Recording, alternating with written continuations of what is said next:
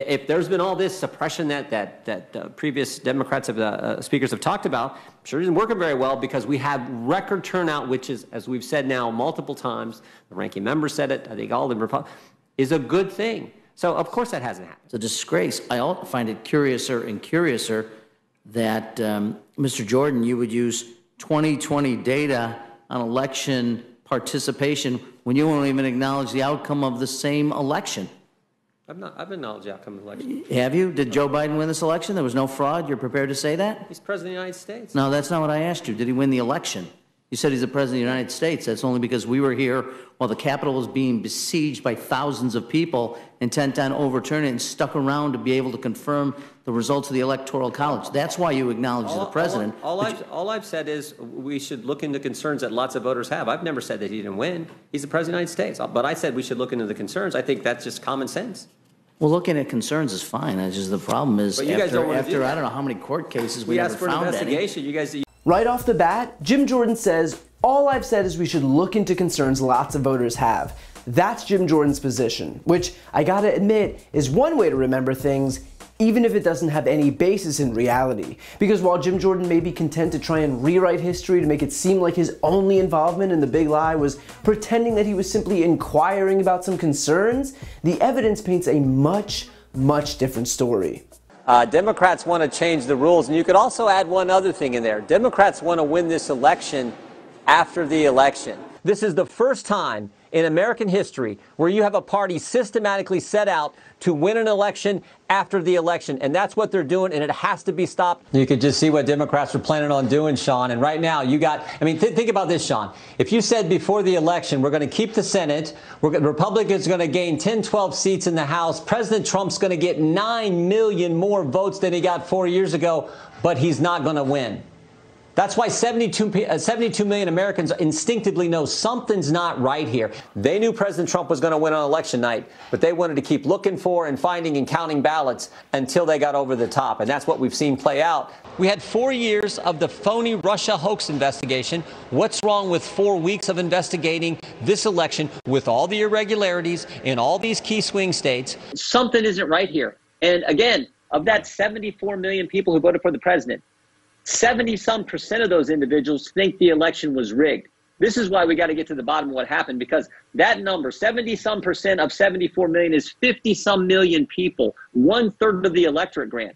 When 1/3 of the electorate, over 50 million people in our country, think something's wrong, that is not healthy. That is not good. So we owe it to them as well as President Trump to figure out exactly what took place in this election process. Over 200 people have signed affidavits or declarations saying there was fraud in this election. And now we have this video. Now we have this. So why not get to the bottom of all this? Listen, were there only Democrats in the room? I don't know. Did they force the observers to leave? We don't know. But it sure looks funny. Why don't Democrats want to get to the answers? And why don't Democrats want to investigate?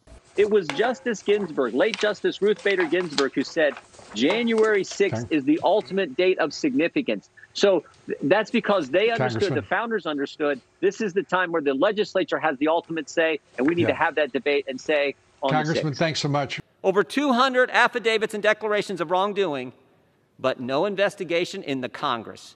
No subpoenas, no depositions, no chance for question or cross-examination of witnesses. Why? Why won't they look into it? Why no hearings? Why no investigation? I think it's because deep down, they know there were big problems with this past election. They know the Constitution was violated. But sure, Jim Jordan never said that Joe Biden didn't win, other than doing daily media hits alleging that the election was rigged, that Democrats cheated, that there was fraud, that votes were switched, that machines weren't tabulating ballots correctly, that votes were found under tables, that the Constitution was violated. Other than all of that, sure, Jim Jordan never cast doubt on the outcome of the election. I can't possibly imagine where anyone could have gotten that idea. What's especially ironic about Jim Jordan saying that all he wanted was to look into concerns, that it was clearly common sense, what's the big deal, everyone should want to know answers to these questions, is that they literally were looked into. Let's not forget that there were more than 60 court cases where not a single instance of fraud was proven. Not one. Trump's own DOJ, led by Bill Barr, said there was no fraud. Trump's own DHS said that this was the most secure election in US history. Hand recounts and audits in every single disputed state showed that the original tallies were correct. So when Jim Jordan claims that he just wants to look into this stuff, what's left at this point? Bringing in a medium to see if the spirit world would have proof of fraud? What's telling too is that when asked if Joe Biden won the election, all Jim Jordan can deign to say is that he's the president of the United States. Not that he won, just that he is the president. Why? Because Jordan is still, to this day, perpetuating the same lie that the election was stolen, and so in order to continue promulgating that lie, he can't admit that Biden won, only that Biden is somehow the president, because all the GOP stands for at this point is pounding a lie that Trump won an election that he decisively, clearly, and provably lost. And by the way, this isn't just them being crybabies and sore losers, although that's certainly some part of it. The Republicans know that selling the big lie is central to their strategy of rigging the rules of the game for the next election. It's the principal justification for the hundreds of voter suppression bills sprouting up in every single state in the country. So as long as they can continue to pretend that the election was rigged, they can continue to voice the need for voter integrity laws to protect against it happening again. It's not just lying, it is a coordinated disinformation campaign meant to undermine the very fabric of our democracy for their own partisan gain. Jim Jordan knows that, but he'd rather exploit his own voters than even for a second protect this country. But finally, the last most disingenuous point that Jim Jordan makes is that there couldn't possibly be voter suppression because the last election had record turnout. But having high turnout does not preclude voter suppression from existing. The fact that people turned out in record numbers in 2020 was in spite of Republicans' best efforts, not because of them. Who's to say how many more people would have turned out if there weren't 10, 11, 12-hour lines to vote in Georgia? Who's to say how many more people would have turned out if there weren't a reduced number of drop boxes? If there weren't so few days of early voting? If there weren't fewer hours on certain days? If there weren't fewer polling places in black neighborhoods? High turnout doesn't negate the fact that Republicans still tried to ensure that the turnout was low. Just like high turnout in 2020 doesn't negate their efforts to try and suppress the vote in 2022 and beyond.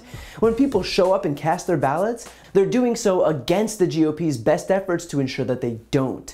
So look, when Jim Jordan offers one of his usual bullshit talking points, take it with a grain of salt.